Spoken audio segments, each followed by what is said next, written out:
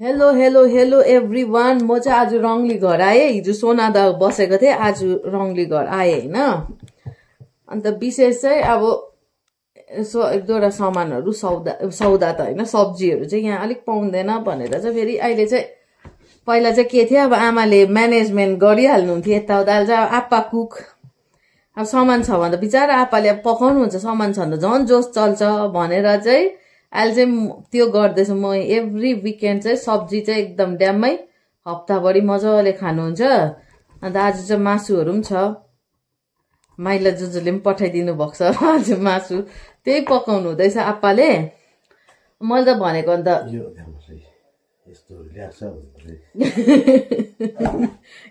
आप्पा नगर्नु न मासु।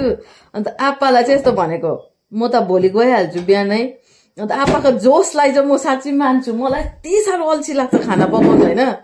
आप्पालाई चाहिँ होस् न त भोलि दिउँसोलाई पनि पकाउनुहोस् न अन्त मासु भनेको। किन आफै म भोलि बनाइहाल्छु नि अरे। मैले चाहिँ भनेको आजै बनाएर भोलि पनि खाँदा हुन्छ त भनेको। होइन यस्तो जोस कि किन अल्छी, म भोलि आफै बनाइहाल्छु, फ्रेस खान्छु भन्दैछु। जोस चाहिँ मान्नुपर्छ। म भन्दा त्यस्तो गर्थेँ, आजै पकाउँथेँ भोलि पनि खान्थेँ। अल्छी मान्दैनौ लु, यति चाहिँ मान्नुपर्छ। यो चाहिँ मेरोमा आएन त यो जोस चाहिँ।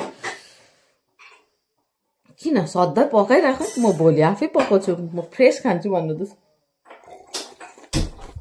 स्टार्ट पनि भयो है अब्बा, आप्पाको जोस चाहिँ मान्नुपर्छ।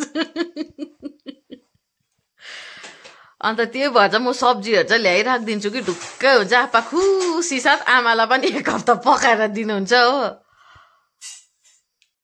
हामीलाई चाहिँ सुर्ता हुँदैन। यहाँ चाहिँ अलिकति त्यो हुन्छ नि त, अब पैसै भए पनि सब्जीहरू त्यस्तो पाउँदैन। फेरि आमाले बेसी मासु खानु हुँदैन, त्यो सब्जी त रेगुलर खानु पर्यो भनेर चाहिँ अहिले चाहिँ त्यस्तो गर्नु थालेको छु। ए कि जडाइ गरिदिउँ न त है, म काट्छु ल भोलिलाई। म चाहिँ कस्तो ल भोलिलाई पनि भनेको, भोलि भइहाल्छ अरे आप्पाले। आमालाई चाहिँ जरा हो।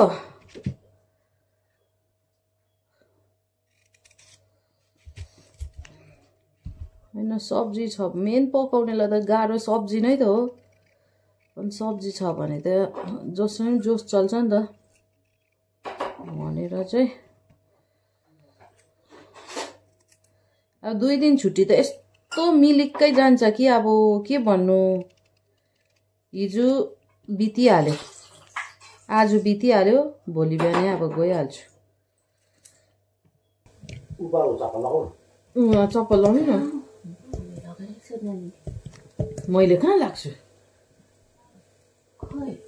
अघि त एकछिन आप्पा कन्फ्युज भएर आप्पालाई तातो चप्पल ल्याइदिएको, उल्टा लगाउनु भएछ, उल्टा ल्याइदियो भनेर। लास्टमा त होइन रहेछ नि। हाम्रो आमा अन्त आप्पा हो। मैले चाहिँ सिमल तरुल आमाको फेभरेट होइन, फेभरेट भन्दा पनि अलिक खान्छ भनेर चाहिँ म आउँदै पछि ल्याइदिन्छु। अहिले पाइन्जेल चाहिँ यो पालि पनि ल्याइदिएको छु। म छान्नु त त्यस्तो जान्दिनँ, तर पनि दोकानको मान्छेलाई सोध्छु यस्तो लानुहोस् न भनेर। तर जतिखेप ल्याए मिठो छैन। म चाहिँ तर बिहान ढिलो उठ्नुको कारणले गर्दा उयो गर्नु भ्याउँदिनँ हो, खानु भ्याउँदिनँ। त्यो भएर आप्पाले अहिले छिलेर चाहिँ, आप्पाले चाहिँ सिटी लाउनु हुँदैन नि त आप्पा, स्टिम गर्नुहुन्छ मक्टुमा हो। भोलि बिहान चाहिँ म अलिक छिटो उठेछु भने चाहिँ म देखाउँछु हो। त्यहाँदेखि अहिले रेडी पारिदिनु भएको छ। बिहान चाहिँ म यही खाएर जाने बोल्छु। म अलिक सधैँको भन्दा अलिक छिटो उठेर चाहिँ आरामले खाएर जानु सोचिरहेको छु। मलाई मनपर्छ सिमल तरुल चाहिँ। आप्पाले छिलेर रेडी पार्नु हुँदैछ भोलि बिहानको लागि। खाजा त यसले टरिहाल्छ भनेर। आमा क्या जोस देखाउनु भएको आप्पाले। अहिले मासु भोलिको लागि पनि पकाइराख्नु भनेको थियो कि होइन भोलि पकाउँछ अरे। अल्छी लाग्दैन के को अल्छी, म सधैँ त पकाउँछु भन्दैछु। यतिको चाहिँ हुनु पर्यो। आप्पा जोसिलो भएर चाहिँ म अल्छिनी भएको। छ गाइज आजको अपडेट चाहिँ सबैजनालाई गुड नाइट। गुड नाइट त कहाँ कति पनि टाइम भएको छैन रहेछ। म आटा गुनु मामाको लागि। आमाले चाहिँ रोटी म र आप्पा चाहिँ भात खाने। ओके बाई बाई सबैजनालाई। अब चाहिँ हामी खाए ल।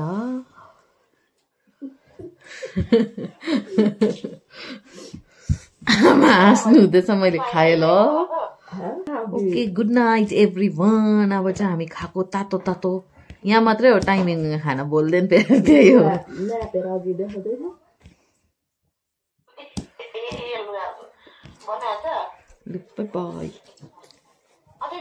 बाई